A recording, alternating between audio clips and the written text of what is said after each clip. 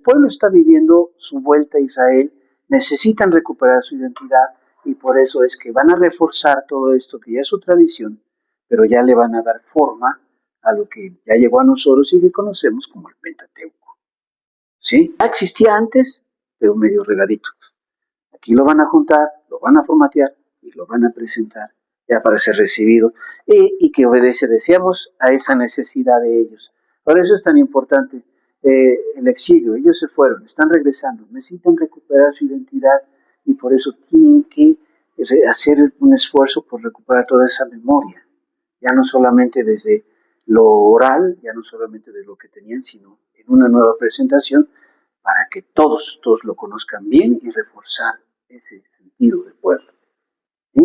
Números como relato. Sí, les recordaba yo, otra vez ya les decía, que hay como dos momentos muy chistosos. Bueno, una pregunta que mucha gente hace cuando lee la Biblia es: Dios sacó a todo ese pueblo de Egipto, pero de los que salieron de Egipto, ninguno llegó a la tierra prometida. Dios les falló, no les cumplió la promesa. ¿Será que Dios fue, algunos dicen fue el gran genocida? ¿Por qué? Pues todos esos murieron en el desierto. Lo sacó para morirse.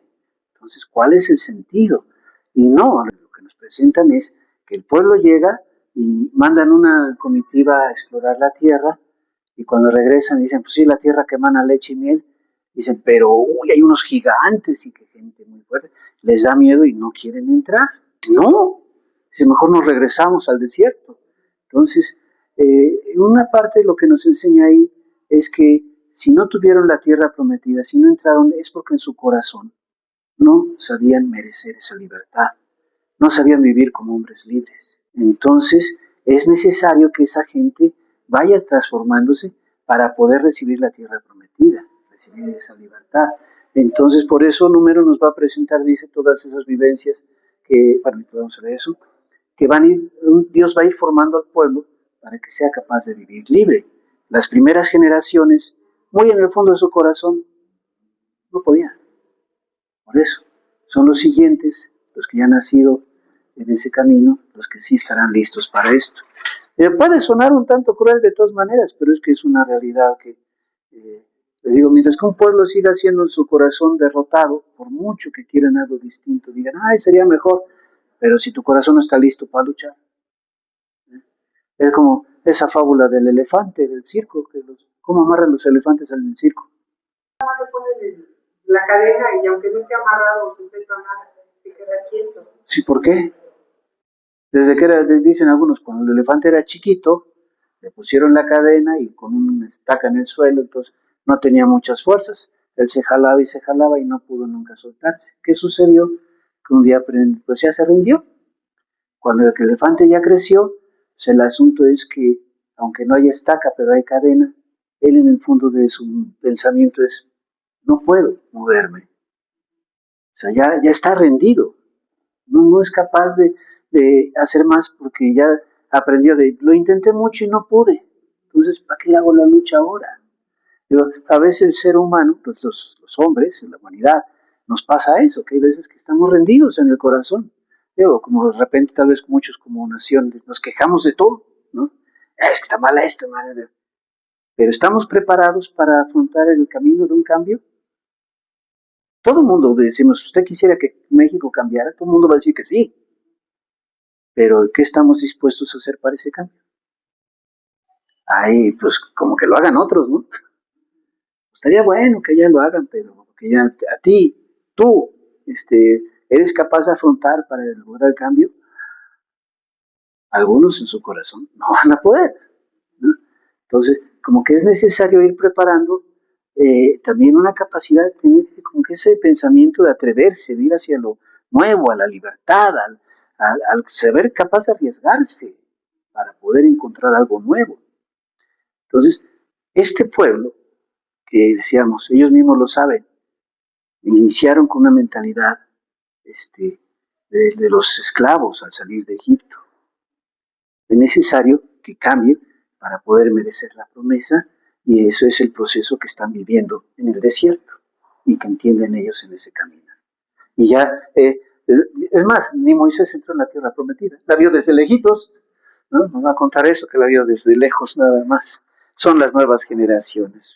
Es curioso cómo a veces esa lucha por lograr la identidad y lograr superar, tal vez por eso muchos de los movimientos humanos, cuando estos grandes movimientos de cambio, una cosa que hacen es tener que crearse esa conciencia de pueblo y tener que escuchar lo demás. No sé qué tan positivo sea en algunos casos o demás, o qué tan bien quede.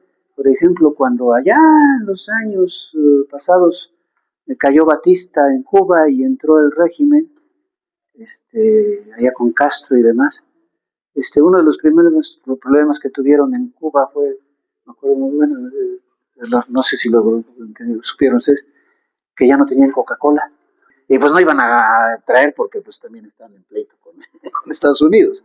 Entonces, ni les vendían Coca-Cola, ni ellos les iban a comprar, pero pues muchos de los del país querían Coca-Cola, ¿no? Y crearon su propia Coca-Cola. Sí, hubo no me acuerdo cómo se llamaba, pero crearon su propio refresco ellos. Y bueno, me decía un cubano que decían, sabe feo, pero es nuestra. Es nuestra, se entienda. Hay como que esa búsqueda que a veces puede ser en objetos tan simples. Fanta, ¿sí saben quién inventó la Fanta? Lo que pasa es que también igual ya no tenían Coca-Cola o esos refrescos. Y ellos inventan su propio refresco, sí, distinto del otro, pero que sea el nuestro.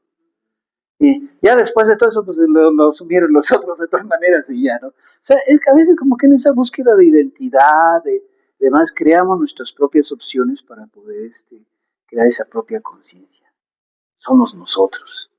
Que sea como en contraposición a otras culturas o demás, o queriendo enseñar a la gente. Pero bueno, eso es como algo muy propio. Bueno, en los números, bueno, no tenían problemas como de la Coca-Cola, cosa por el estilo, pero sí crear nuestra propia identidad y entender todo este tiempo que hemos vivido en tránsito, toda esta dificultad que hemos pasado, es necesaria para que nosotros aprendiéramos, tomáramos convicción de algo y poder llegar entonces al cumplimiento de la promesa que se nos hizo. Que lo mismo entonces el pueblo de Babilonia, ellos en su momento de decir, ¿por qué? ¿Qué nos ha pasado? O querer encontrar sentido de ¿para qué regresar otra vez a Jerusalén? Pues la respuesta estaba en eso. También recordemos este asunto. Es necesario tal vez este momento que hemos pasado para que recordemos quiénes somos, ¿no? Y creo que a muchos pueblos les ha pasado a veces, que es necesario a veces la tragedia como para volver entonces otra vez al sentido de su identidad y de su origen, ¿no? Pero pues llega a pasar. No es porque sea lo mejor, pero bueno, el pueblo se entiende como que en eso. Todo esto fue necesario para esto. Y en ello entonces reconocen la acción de Dios con ellos. Algunos dicen la pedagogía de Dios, ¿no? Bueno, me gusta mucho pensar en un Dios que esté maltratando a la gente, pero creo que Dios a través ciertamente nos hace entender el momento y prepararnos. No nos manda el momento para la desgracia como tal, como objetivo, sino de aprendernos a madurar dentro de la dificultad para poder superar. A veces es necesario este punto para poder tomar conciencia. A lo mejor es pensamiento personal, habrá tal vez quien pueda estar en contra. Yo siempre les he creído, y bueno, lo digo mucho, que el hombre, o nosotros, la mayoría, no aprendemos por la razón, aprendemos por el dolor y la vergüenza. ¿Cómo? Le digo, sí, o sea, hasta que no te duele algo, no tomas conciencia de la necesidad de. ¿Sí? Te pueden decir al chamaco, no metas el dedo en el enchufe porque te va a dar toques. Pero el chamaco a fuerza tiene que ir ahí a meter. Hasta el día que le dé toques, ese día no lo vuelvo a hacer, ¿no? Desgraciadamente. Le dicen al chamaco, no te subas porque te vas a caer. Y dice, no, que me voy a caer. Hasta que se cae, entonces, no lo vuelvo a hacer. No, ya. O toma más cuidado, o toma precaución. En la vida, como que a veces, aunque está la razón, pero necesitamos una parte. Te digo, no, ojalá no fuera necesario, porque puede haber un momento de dolor que ya no haya retroceso, ¿verdad? Pero en algunas partes tenemos que pasar por eso. O la vergüenza, el hecho de algo que nos cause incomodidad para tomar conciencia de, es necesario. Les digo los jóvenes que dentro le dicen, no dejes encendida la luz, apaga las luces, no tengas todo. Ah, ¿qué tienen? No, pues, tantito que se gasta luz, ¿no? Hasta el día que les toca pagar el recibo, entonces sí, no, sí apágalas, porque no necesites, ¿no? Yo digo, bueno, siempre ha sido una idea mía, solamente el dolor, solamente la vergüenza. Uno aprende a resolver problemas solo desde la necesidad, ¿verdad? También, tal vez mientras que no haya.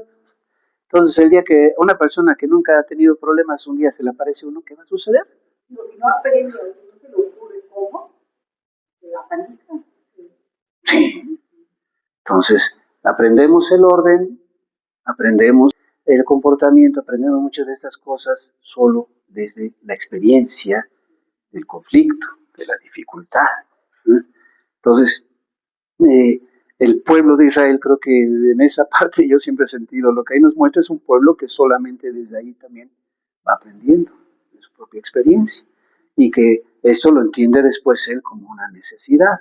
Pero que cuando es muy inmaduro de algunos pensar o quedarse tal vez en el, es decir, bueno, tengo un problema y no se me resolvió, ¿quién es culpa? O sea, mía no es, que es como una huida hoy en día. Es que no, es mi culpa. Pero si tú fuiste el que, sí, pero no es mi culpa. Tienes que asumir que fueron tus propios actos, que fue tu propia actitud la que te llevó a esta situación. Pero se ha vuelto tanto en la vida, en una parte a veces eso, digo, no todo, no toda la psicología, pero algunos psicólogos, o algunos, es lo que no me gusta de ellos, que como que tu problema siempre es culpa de otro. Digo, en algunos casos. ¿Okay? ¿Por qué esta persona tiene? Ah, por culpa de unos padres que no supieron marcar la autoridad, por culpa de un hogar disfuncional, por culpa de que el trauma causado por un entorno. A ver, espérate, sea como sea, al final la persona también toma decisiones. Como yo les digo, a veces hay unos papás que son muy autoritarios, los hijos dicen, van a ser hijos autoritarios, no fuerzas. Puede ser que salgan papás que dicen, como yo batallé con esto de una figura autoritaria, yo con mis hijos voy a ser muy permisivo para que no sufran igual.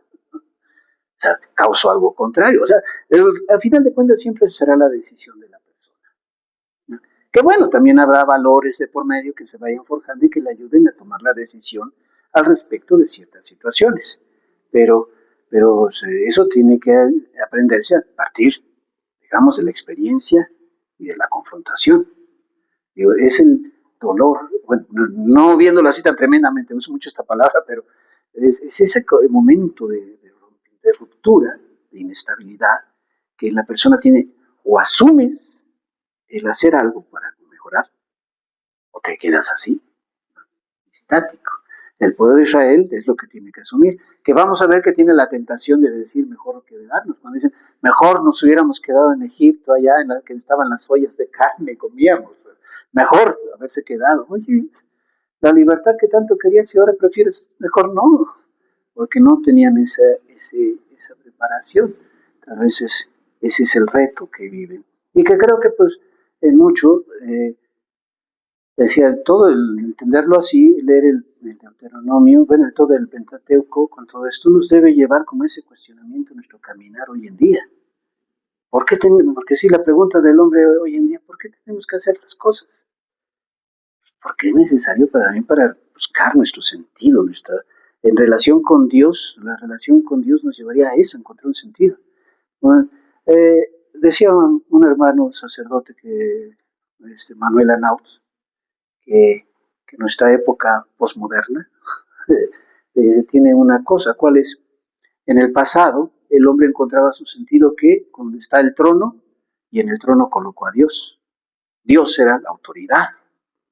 De repente pasa el tiempo, viene la ilustración y demás, en la cual lo que impera es la razón. Entonces, quitan a Dios del trono y colocaron la razón. O sea, el hombre, la razón, es lo que debe de regir, es lo que debe dar sentido a la vida.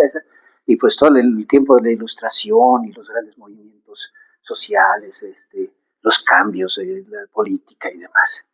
De repente quitaron a la razón y colocaron al hombre, el humanismo, ¿no? O sea, el único sentido de la vida es el hombre por el hombre.